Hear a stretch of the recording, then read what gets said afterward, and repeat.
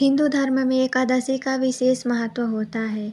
हर माह में 2 बार एकादशी पड़ती है, एक शुक्ल पक्ष में और एक कृष्ण पक्ष में। मार्गशीर्ष माह के शुक्ल पक्ष में पड़ने वाली एकादशी को मोक्षदा एकादशी के नाम से जाना जाता है। धार्मिक मान्यताओं के अनुसार इस दिन व्रत करने से व्यक्ति को मोक्ष की प्राप्ति होती है। एकादशी पर्व भगवान विष्णु को समर्पित होता है।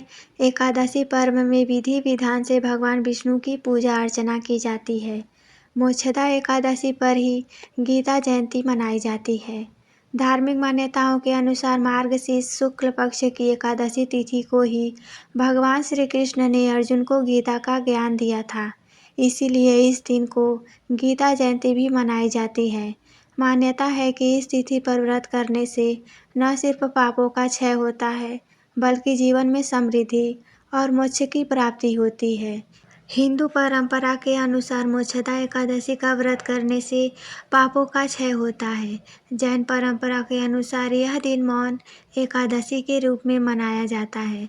श्रद्धालु पूरे दिन मौन रहकर आत्मचिंतन, उपवास, संयम और ध्यान की साधना करते हैं। आइए जानते हैं कि मोक्षदा एकादशी का व्रत कब रखा जाएगा, शुभ मुहूर्त और पूजा की विधि क्या है।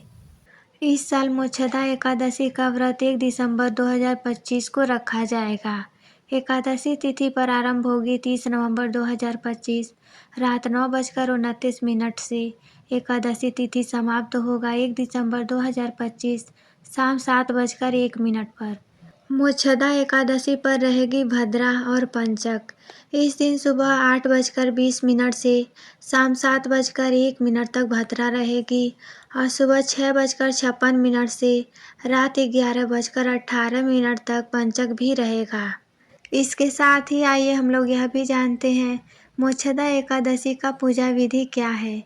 मोक्षदा एकादशी के दिन सुबह ब्रह्म मुहूर्त में उठकर स्नान करें, साफ कपड़े पहन लें। इसके बाद व्रत का संकल्प करें।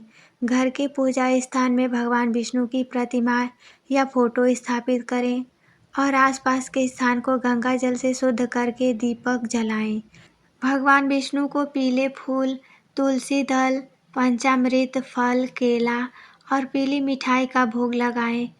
पूरे दिन सात्विकता बनाए रखें, चाहे तो फलाहार करें या निर्जला व्रत रखें। दिन भर ओम नमो भगवते वासुदेवाय मंत्र का जाप करते रहें। इस तिथि पर गीता का पाठ करना अत्यंत शुभ माना जाता है, इसीलिए कम से कम 1 अध्याय अवश्य पढ़ें या सुनें। शाम के समय फिर दीपक जलाकर भगवान विष्णु और माता लक्ष्मी की आराधना करें। रात्रि में भजन, कीर्तन, ध्यान और प्रभु स्मरण करने से व्रत का फल और बढ़ जाता है। द्वादशी के दिन तय मुहूर्त में तुलसी जल से पारण करके व्रत पूरा करें।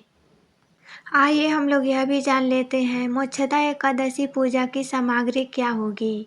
मोक्षदा एकादशी पूजा के लिए भगवान विष्णु की प्रतिमा या फोटो, गंगा जल, पीला या सफ़ेद वस्त्र, दीपक और घी, तेल, रुई की बत्तियाँ, धूप, अगरबत्ती, चंदन या हल्दी, पीले फूल, तुलसी दल, पंचामृत, फल विशेषकर केला, पीली मिठाई, जल से भरा कलश, अक्षत के लिए चावल, कुमकुम, रोली, पूजा की थाली, मेवा या सूखे फल। यदि उपलब्ध हो तो तुलसी का पौधा अवश्य माना जाता है।